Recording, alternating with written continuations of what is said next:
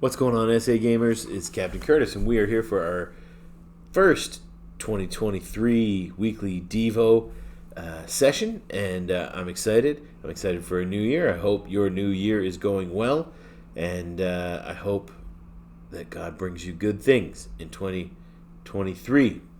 So, as we begin, our new series is titled Pro Tip, and the title of this week's lesson is Wisdom is the one thing that can make you better at everything. And that'll be what we're going to talk about today. So I hope you learned something, and we're just going to get right into it.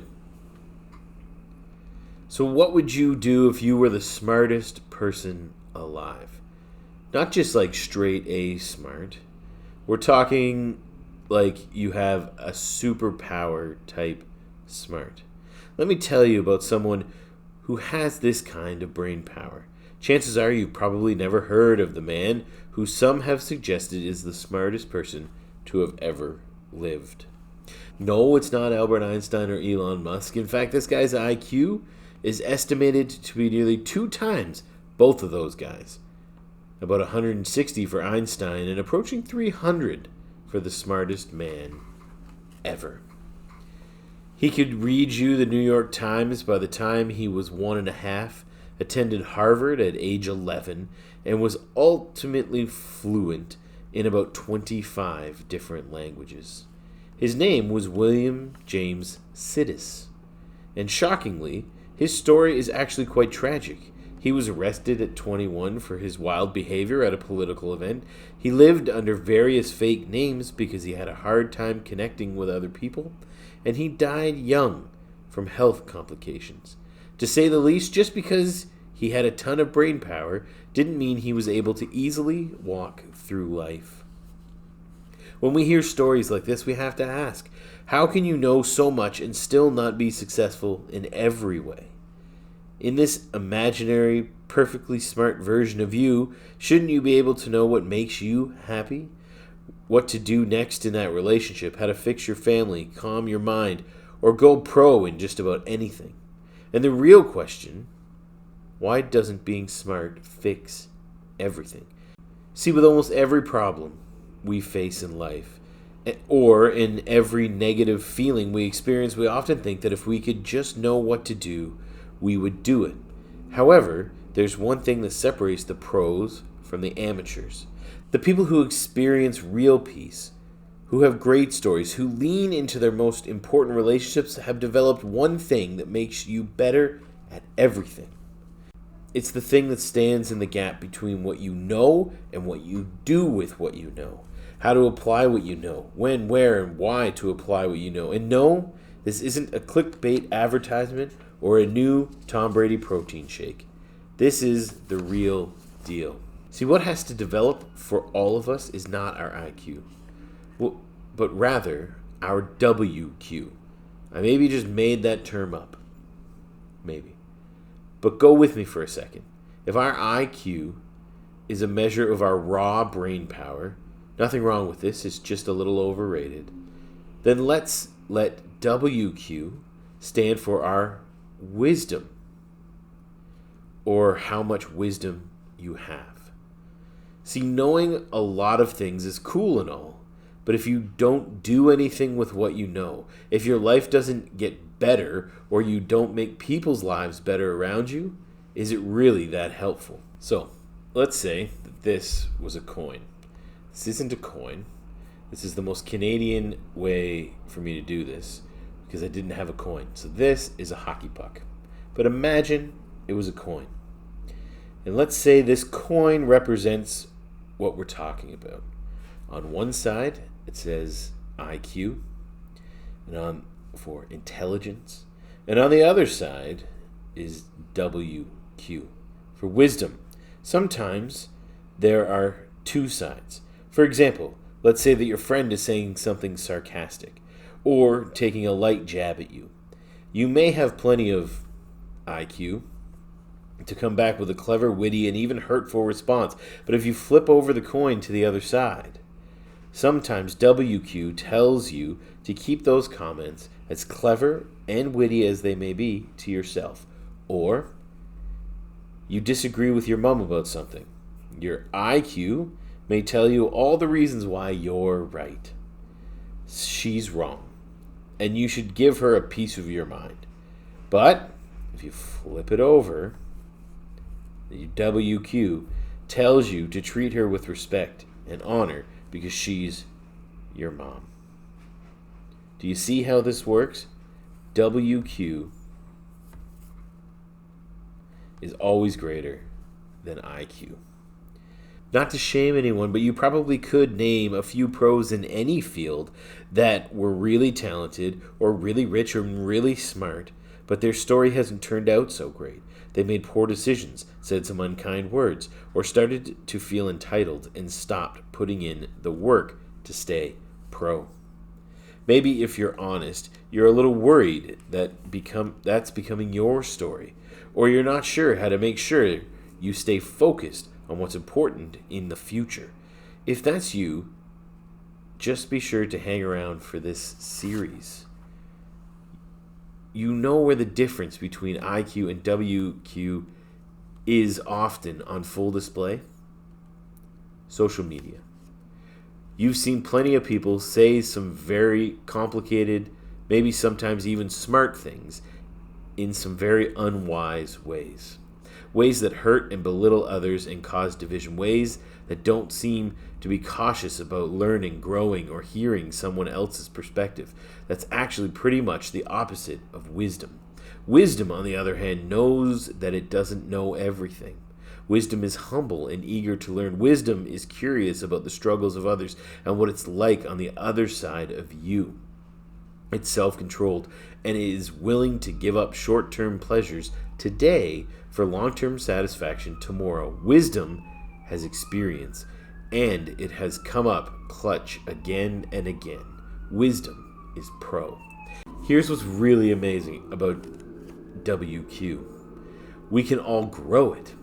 Every single one of us. In fact, you have to if you're ever going to have it. And it's pretty much unlimited. People aren't born with an inability to be humble and teachable. That's a choice. Now, there's a chance that wisdom really is the one thing that can make you better at everything. Couldn't it be amazing if we had direct access to one of the wisest people who ever lived? The person who lots of people believe was the wisest person besides Jesus. What if we actually do? We learn from the authors of the Bible that a man named Solomon is one of the wisest people to ever live. Not only that, but he intentionally recorded his most important observations on life in multiple documents, one of which is called Proverbs. It's important to note that Solomon was an incredibly successful person too. He was one of the wealthiest kings to ever live. In fact, his wealth back in the day would have been about $2 trillion today. In short, anything he wanted was his. In Proverbs, we get to learn from someone who is wise and whose wisdom led to having a lot of success in life. His story is far more complex than that, but it's a great place to start as we understand who we're learning from. The best part of what he wrote is that Solomon tells us exactly where real wisdom begins, the starting point of where our story goes from amateur to pro. And here's Solomon's pro tip. The fear of the Lord is the beginning of knowledge, but fools dispense wisdom and instruction. Now, before your imagination takes you too far down the road of an angry God in the clouds, perhaps with arms folded in a deep scowl and a lightning bolt in hand that we are supposed to be terrified of, let's pause on that word fear. Picture you just won dinner with your favorite celebrity in an Instagram giveaway. For that hour or so, you're going to be locked in, hanging on every word they say, totally attentive, asking tons of questions, and you will probably be at least a little nervous to be in their presence because of the weight of who they are. You're going to naturally honor them. It's not because you think they're going to judge you or harm you, but their presence carries weight with you. In this way, you fear them. In context, that's what fear is like here in Proverbs. It means to be in awe of or amazed by God. It's to honor and respect God. To be so blown away by God's greatness, power, and depth of love for you that the overwhelming experience of God's presence makes you want to keep yourself in check. And when you respect and honor or fear God, your trust in God grows. The mental, emotional, and spiritual shift is everything. Think about it. If you are prideful and don't care about wisdom at all, when wisdom comes your way, do you think you'd be able to recognize it? Probably not. The beginning of wisdom takes being humble enough and aware enough to first acknowledge that you don't know everything, that your gut isn't always right, and that your feelings may sometimes lead you astray, that you need help and guidance from the one who loves you and created you. That's the beginning of wisdom, according to Solomon. It's the start of a journey to turning pro in the most important areas of your life. Here's the thing. Wisdom is all about perspective, and perspective is gained over time. That's why we might picture someone older when we think about someone who is wiser. We could go through life, experience all sorts of things, but gaining wisdom for those experiences takes intentionality and work. It's not just more experiences that make you wiser. It's evaluated experiences. It's being curious about why you do what you do and what you could do differently next time. Why? Because wisdom is the one thing that can make you better at everything. When wisdom is applied in any area of life, it has the potential to make it better. It's not that your circumstances or situations suddenly change, but wisdom will help you make better choices, avoid some mistakes, and help you determine what is truly best. There are a couple of steps we can all take in connection to what we're talking about today. Even if you're still deciding what you believe about God, I think you'd agree that there is someone wise out there that can help you know what to do next with what you know now. Often these people are at least one stage ahead of you. They've been where you want to go. You can learn from either their successes or their mistakes. They might seem pro in some area of life that we desire to grow in. This doesn't mean they're better or even smarter than us, but they do have more wisdom. Maybe it's a college student who can give you some perspective on what matters most in high school. It's a teacher or a coach who can help you focus on what will enable you to break through to the next level in your sport. It's a counselor who can help you navigate what you're feeling and experiencing.